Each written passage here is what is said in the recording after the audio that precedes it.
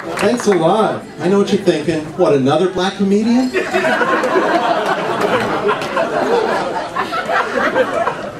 I salute you folks for coming out to see live comedy tonight. I mean, it's great because you could have been staying at home. You could have been watching the 49ers game. You could have been watching reality shows, which I watch. I've noticed a lot of reality shows, they all have in common. They spend like half the time recapping what you've already seen, like just before the commercial or last week. When they're not doing that, they're doing teasers to get you to stick around past the commercial or watch next week. And last week on Survivor, we showed you clips of what you're going to see tonight. And tonight on Survivor, you won't believe the amazing teasers of the shocking recaps of the teasers you never expected.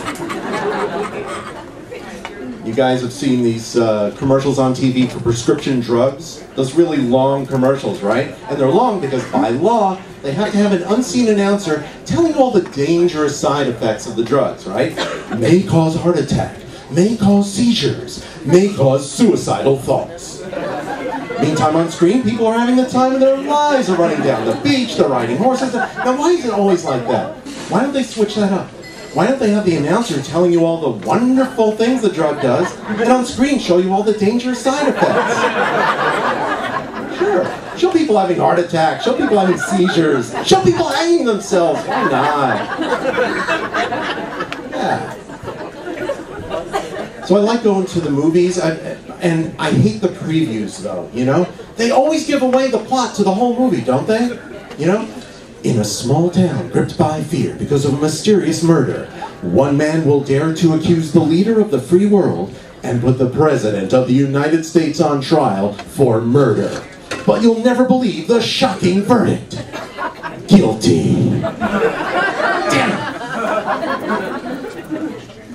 So I get really hung up on words. I had a fight with my wife this morning about this word she uses, incidences. Have you ever heard this? She'll say, oh yeah, there have been a lot of incidences of that lately. I said, wait a minute, incidences? What is that?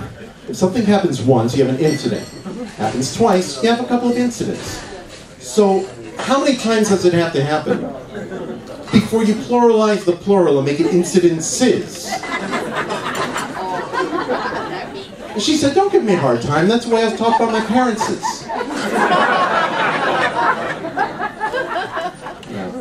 But I don't want you to get the wrong idea. I actually have a very good relationship with my wife. In fact, we recently celebrated our 18th wedding anniversary. Oh, thank you.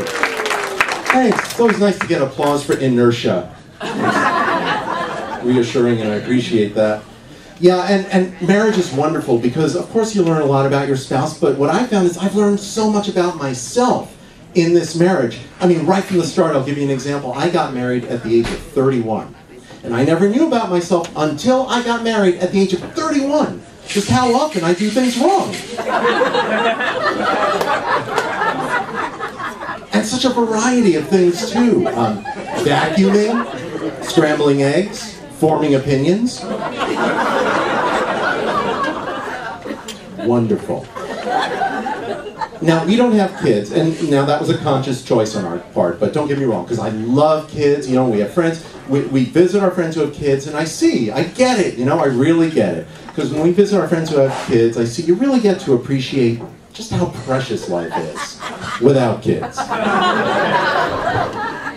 I have a niece and nephew, and when they were younger, I would read the picture books to them. Not even the ones with stories, they would just have pictures, and they would say things like, the cow goes moo, the duck goes quack.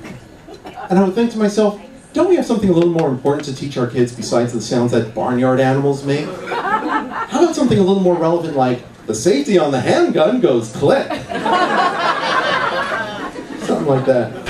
Now, of course, one of the tough things about having kids is you always have to watch your language, right? I have a friend, Vivian, she lives in LA, she has a 2.5-year-old daughter, and I was visiting her the other month.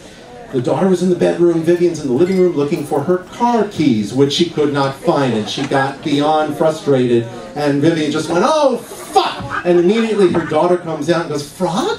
Mommy, frog? Well, Vivian thinks fast, and she goes, yeah, baby, I think I saw a frog. Help Mommy find a frog in the living room. So they look around. Of course, 5 minutes go by, they don't find anything, and her daughter starts going, I said, what's wrong, sweetie? She said, I can't find a fucking frog. Okay, you folks have been great. I'm Bob Lieberman.